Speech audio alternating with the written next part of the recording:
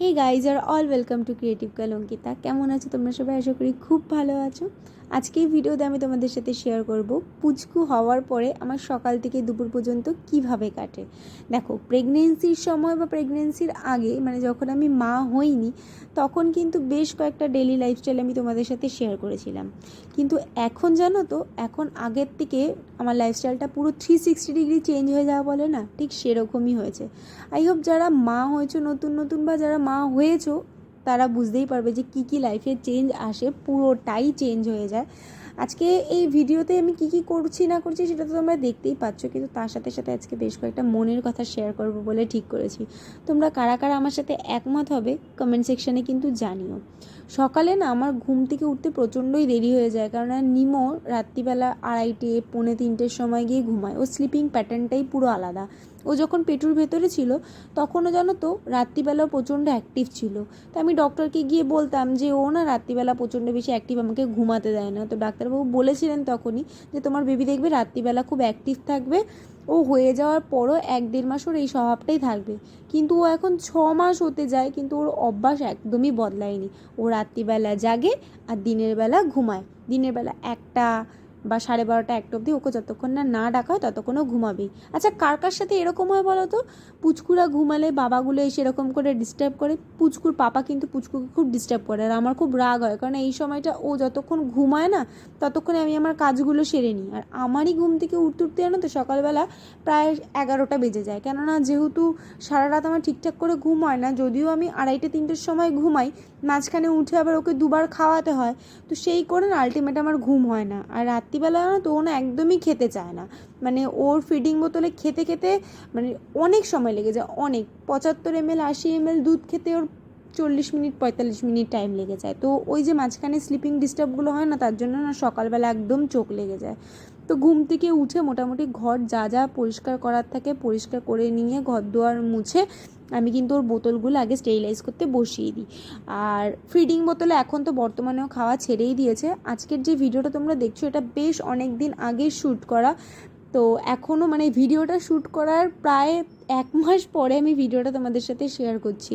আসলে কী বলো তো, একদম টাইম হয় না ভিডিও এডিট করার। ভিডিও করা তো যেমন তেমন, এডিট করার টাইম হয় না। আর এই ভিডিওটা যেন আমি এডিটও করে রেখেছি প্রায় 10 দিন ধরে, শুধুমাত্র ভয়েস ওভার দিতে পারছি না বলে ভিডিওটা আমার এত দিন ধরে ঝুলছে। যাক, তো এরকমই চলে। আর আগে যেখানে ঘুম থেকে উঠেই খাওয়া দাওয়া তোর্য শুরু, তো এখন ঘুম থেকে উঠেই ও যতক্ষণ না ঘুম থেকে উঠবে আমার কাজগুলোকে শেষ করা আমার মানে মেন আর কি টার্গেট থাকে। তো তারপরে ঘুম থেকে উঠতে না উঠতে দেখলেই তো আমি ব্রেকফাস্ট আনতে না আনতেই ম্যাডাম উঠে পড়লেন। তো এবার ওকে খাওয়াবো, স্নান করাবো, এই করতে করতেই আমার সারাদিন চলে যায়। আচ্ছা, কার কার সাথে এরকম হয় বলো তো? পুচকুকে আমার যেরকম কি হয়, নিমোকে ধরো খাইয়ে আমি একটুখানি বাইরের কাজ করতে গেলাম, ধরো ফিডিং বোতলটাই ধুতে গেলাম, এসে দেখি যে পটি করে রেখে দিয়েছে বা টয়লেট করে রেখে দিয়েছে, মানে সারাক্ষণই এরকম চলে। আজকে ভিডিও স্টার্টিংয়েই যেরকম বললাম যে তোমাদের সাথে বেশ কয়েকটা মনের কথা শেয়ার করব। এখন আমি যে কথাটা শেয়ার করতে চলেছি সেই কথাটা শুনে হয়তো বেশ কয়েকজন নেগেটিভ কমেন্ট করতে পারো বা অনেকের অনেক রকম কথা মনে হতে পারে, কিন্তু সত্যি সত্যি আমার মনে হয় যে এই কথাটা একটুখানি বললে হয়তো আমি হালকা হব, বা আদৌ আরও অন্য কারোর এরকম ফিল হয় কি না সেটা জানতে পারবো। তো আলটিমেট ব্যাপারটা হচ্ছে, আমি যেহেতু সারাটাক্ষণ নিমোকে নিয়ে থাকি না, মানে আমার এই বাড়িতে শ্বশুর বাড়িতে শুধু আমি, মিস্টার সাহা আর শাশুড়ি মা ছাড়া কেউই নেই। শ্বশুরমশাই খুব মানে কিছুদিন আগেই মারা গেছেন। তো সারাক্ষণই নিমো সংক্রান্ত সমস্ত কাজ, ওকে খাওয়ানো, স্নান করানো, ওর সমস্ত কাজ যা যা হয় একটা বাচ্চার কাজ আর কি, সব আমি করি। প্লাস ধরো মানে ওর সামনে সবসময় 24 ঘন্টা আমি থাকি বলে না, রাত্রিবেলা যখন ও ঘুমাতে চায় না, আমি না ওর উপরে প্রচণ্ড বেশি খিটখিটে হয়ে যায়। আমি এটা বুঝতে পারি যে আমার খুব রাগ হয়, ওই সময়টা আমার খুব মেজাজ হয়, সেই সময়টাতে আমার সত্যিই রাগ হয়। কিন্তু সকালবেলা যখন আমি ঘুম থেকে উঠে ওর ইনোসেন্ট মুখটা দেখি না, তখন না খুব মানে নিজের ওপরে রাগ হয় যে কেন আমি তখন এরকম করলাম ওর সাথে। আমি এরকম না করলেও পারতাম, এটা ভগবানের মানে ও আমার কাছে ভগবানের শ্রেষ্ঠ গিফট। আমি সবসময় এটা বলি, সব সন্তানরাই বাবা মার কাছে তাই হয়, তো আমার কাছেও নিমো তাই। কিন্তু তা সত্ত্বেও না রাত্রিবেলা মানে সারাদিনের ধকলের পরে রাত্রিবেলা না নিজেকে আর কন্ট্রোল করতে পারি না, সেই যে টেম্পারটা আমি আর ধরে রাখতে পারি না। এর জন্য আমার মা আমাকে অনেক সময় অনেক বকা দেয়, বা অনেকের হয়তো মনে হতে পারে বাচ্চা নেওয়ার সময় মনে ছিল না, কিন্তু বিশ্বাস করো আমার এটা মনে হয় যে যে কোনো মানুষ, আমরা যে কোনো মানুষই আমরা আমাদের পছন্দের জিনিসটা, সে আমাদের যতই পছন্দের জিনিস হোক না কেন, সেটা দেখবে 24 ঘন্টা করতে ভালো লাগে না। তো মাঝখানে যদি অন্তত 10টা মিনিট নিজেকে টাইম না দেওয়া যায় না, সেই কাজটার প্রতি এনার্জি বা সেই ভালো লাগাটা থাকে না। ফর এক্সাম্পল ধরো আমরা যারা মেকআপ করতে ভালোবাসি, তোমাকে যদি 24 ঘন্টা মেকআপ করতে বলা হয় বা মেকআপের জিনিস নিয়ে ঘাটাঘাটি করতে বলা হয় বা মেকআপ সংক্রান্ত কোনো কাজ করতে বলা হয়, দেখবে তোমার ভালো লাগবে না। তখন ওই কাজটা থেকে বেরিয়ে তোমার মনে হবে যে আমি অন্য একটা কিছু করি, নিজের জন্য কিছু করি, বা 10টা মিনিট ফোনটা নিয়ে বসি, এরকম মনে হয়। তো আমি না সেই স্পেসটার খুব অভাব ফিল করি, যেটা বাড়িতে গেলে হয়, কিন্তু সবসময় তো আর বাড়িতে যাওয়া যায় না। তবে আমি জানো তো চেষ্টা করি অন্তত দিনের মধ্যে 10টা মিনিট যদি নিজেকে দেওয়া যায়। তো সেই কারণে আমার আরোই ভিডিও ছাড়া হয় না, যে ওই 10টা মিনিট না তখন আর আমার এডিট করতে ইচ্ছা করে না, মনে হয় ফোনটাকে নিয়ে একটুখানি মানে ফেসবুক স্ক্রল করি বা অন্যান্য একটুখানি সোশ্যাল মিডিয়াগুলোতে অ্যাক্টিভ থাকি, একটু মনোরঞ্জন করা যাক। যেই ব্যাপারটা তোমাদের সাথে শেয়ার করলাম, তোমরা হয়তো অনেকেই রিলেট করে থাকবে। আর যদি আমার কোনো ভুল থাকে যে না আমার এটা সত্যি উচিত না, বা এই কাজটা করলে আমি নিজেকে একটু রিল্যাক্স করতে পারবো, তোমাদের কাছে যদি সেরকম কোনো টিপস থাকে তাহলে কিন্তু আমাকে জানিও, তাহলে আমি সেগুলো ফলো করার চেষ্টা করব। এমনিতে জানো তো নিমু খুব ভালো, মানে অন্যান্য বাচ্চারা ঠিক কীরকম আমি জানি না, কিন্তু মানে অনেকের কাছ থেকে আমি শুনি আমাদের পারিপার্শ্বিক যে বাচ্চারা খুব বেশি ডিস্টার্ব করে, সারাদিনে খুব খ্যান খ্যান করে, কোলে ওঠার জন্য খুব ডিস্টার্ব করে, কিন্তু বিশ্বাস করো নিমো না এই দিক থেকে খুব ভালো। ও সকাল থেকে আমাকে একদম ডিস্টার্ব করে না, একদম না। ওর পেট ভরা থাকলে ও সারাক্ষণ বিছানায় নিজে নিজেই খেলে। ও কোলে সারাদিনে মানে 24 ঘন্টার মধ্যে খুব কম ওঠে, কিন্তু ওর যত প্রবলেম সব রাত্রিবেলা গিয়ে, মানে ও রাত্রিবেলা ওর কীরকম হয়, ধরো রাত্রিবেলা ও নিজে নিজে খেলবে, কোনো সমস্যা নেই, কিন্তু আমি যদি শুই না তখনই ও কান্না করতে শুরু করে দেয়। মানে ওর ইচ্ছা হচ্ছে ও খেলবে আর আমি যেন ওকে বসে বসে দেখি, মানে এক কথায় ওর যাতে সঙ্গ দিই আমি। ওই দেখো কেঁদে উঠলো, কিন্তু ঘুমাচ্ছিল।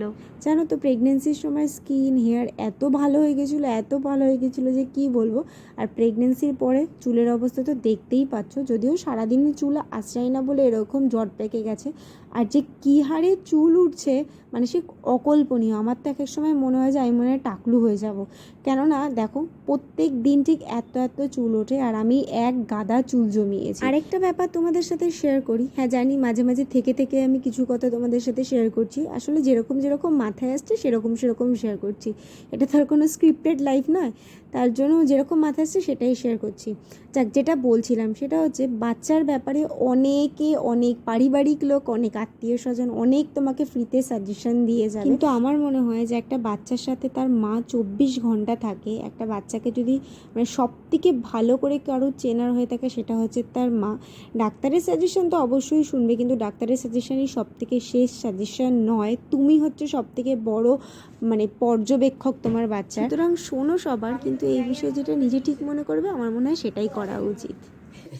এই যে ওই দেখ, ওই যে তোর টিকি, ওই যে পিছন দিয়ে টিকি দেখা যাচ্ছে, ওই দে ওই দে ওই দে ওই দে ওই দে ওই দে ওই দে ওই ছেলেটা চুল কাটছে না আজকে, একটা ছেলে দেখলাম এরকম এরকম যে এদিক দিয়ে এই চাষা আর এদিক দিয়ে এই যে এরকম টিকি রাখছে, আমরা হাসতে সময় যাই দেখ এই যে ছেলেটার মতো হয়েছে দেখ। এই বুনু, এই বুনু, বুনু তুমি দেখো, বুনু দেখো, ওই যে বুনু দেখো দেখো দেখো, বুনু কই, বুনু কই।